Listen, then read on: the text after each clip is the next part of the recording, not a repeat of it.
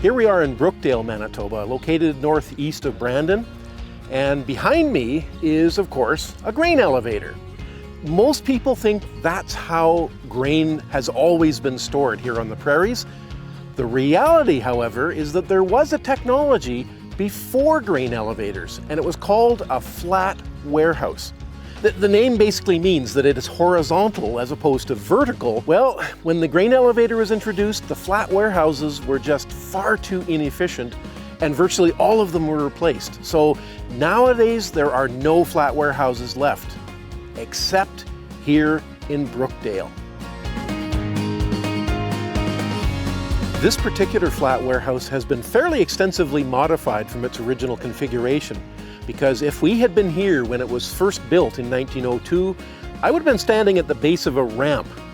In those days, of course, there weren't any trucks, and farmers would have had a horse-drawn wagon to bring their grain to market. So they would have come up to the edge of the building here, they would have come up the side of a ramp, because as you can see, the building's quite a ways off the ground.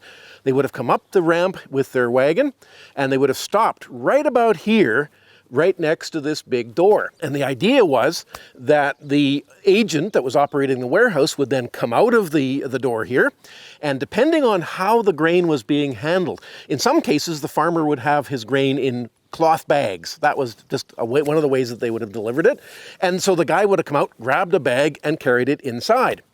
Alternatively, in some cases, they would have had loose grain in their wagon, so they would have come out with a scoop, scooped a load of it, and then carry them inside. And either way, whether it was in bags or it was loose in a scoop, they would have carried it inside and deposited in a bin inside to be stored, awaiting shipment to market. Well, the tracks are gone, but if we had been here in the heyday of the warehouse, we would have been standing on the railway tracks. There would have been two tracks sitting here, and they would have brought a boxcar up alongside right next to the door here, and they would have repeated the whole process of the movement of the grain. So if they had sacks of grain, they would carry them physically into the boxcar. If they had loose grain, they would scoop it up. Again, a very highly labor-intensive process, and that's how they would fill a boxcar. It might take days at that rate to fill an entire boxcar. Once it was filled, they'd close it up and then move the next boxcar into place. So it's the same basic process that happened in the case of a grain elevator.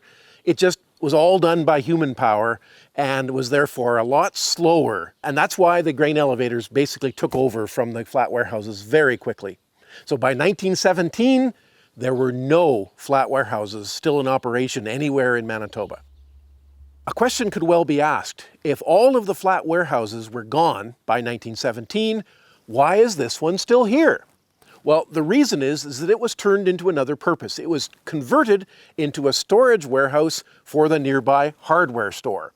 All the things they would have sold in a hardware store, the paint, the fertilizer, the pesticide, they could have stored it in the building here. They probably would have modified the building though. They would have taken, for example, the ramp off the one side.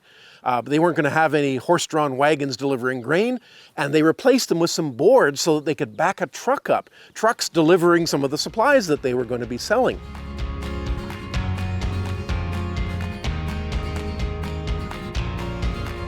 What you can see behind me is the metal cladding that covers the exterior of the flat warehouse.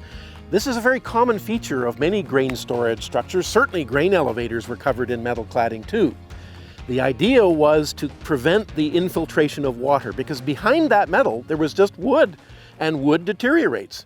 So these were all covered in metal as a way of slowing the pace of deterioration. Unfortunately, these metal panels don't always withstand the forces of nature. So if you get a strong windstorm, for example, sweeping through town, they can be torn loose. And lo and behold, now water can infiltrate and the building starts to deteriorate. So inevitably, these panels must be replaced. They must have new panels put in place to prevent that infiltration of water. The other thing that you can see here that needs to be attended to is the foundation. The fact is that grain is heavy, and you need a good solid foundation to carry that weight. So there are 5 great beams underneath the building to carry the weight. But the one that's nearest to me is actually starting to buckle. The building itself is good and solid, but the ground underneath that first beam is starting to shift and the beam is starting to twist. And as a result, sooner or later, that building is going to cart forward, and that's of course not good. So inevitably, no matter what happens to this building, the foundation must be renewed or the building is ultimately doomed. Well, I'm going to go inside and have a look what is still left from the original flat warehouse. But I'm a little worried because the windows have been long gone. The glass is gone, and therefore birds have been in and out over the last number of decades. There's bound to be a lot of residual poop there, and I'm just a little concerned about the kind of things that are floating in the air. So I'm going to wear a mask, and I'm going to put gloves on just to keep my hands from getting torn up on some of these broken metal panels.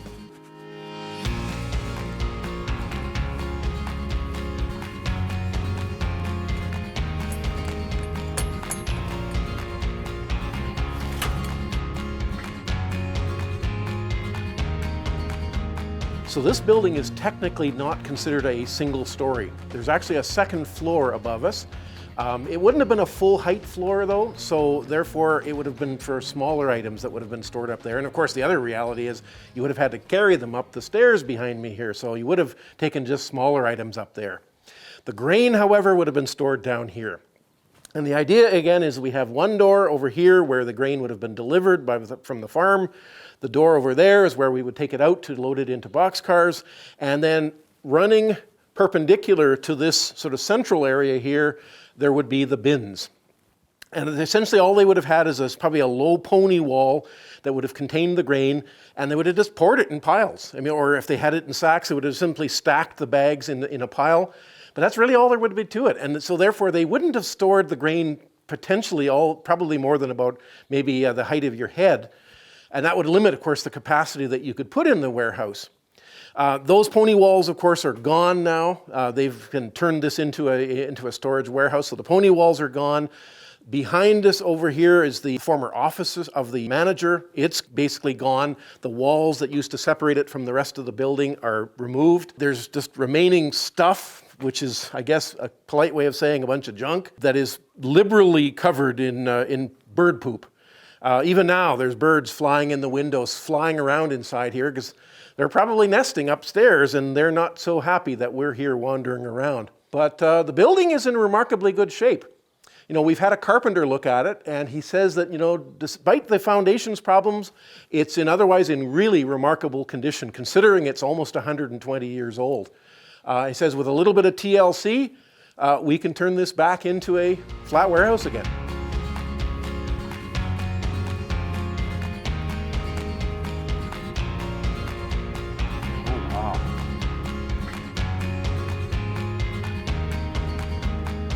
So I don't think that this entrance is original to the building.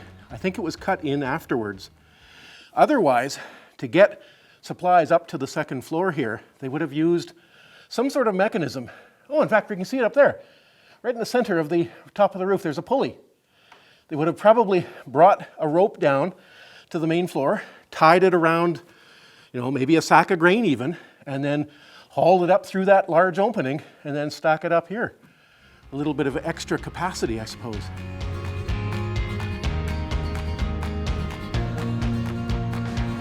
So if all goes well, the plan of the Manitoba Agricultural Museum is to move the flat warehouse to the museum grounds south of Austin. There's a lot of things that have to be arranged just yet. We don't have all the funding we need to do the actual move. And of course, the creation of a new foundation, a good solid base on which to put it, and the restoration. So there's a lot that has to come together yet. The museum is carrying out an active fundraising campaign. Donations are very gratefully received. If you visit the website for the Manitoba Agricultural Museum, you'll find information on how you can support the restoration of Western Canada's last flat warehouse.